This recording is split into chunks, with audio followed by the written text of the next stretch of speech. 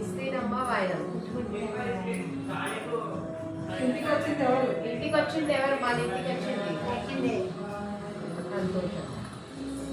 పట్టుకోండి.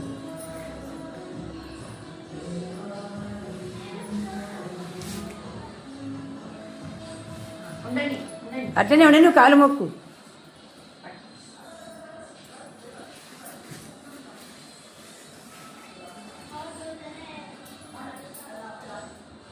మళ్ళా సంవత్సరంలో ఫామ్ హౌస్ కొనుక్కొని నేను వచ్చే వరకు ఫామ్ హౌస్ కొనాలి.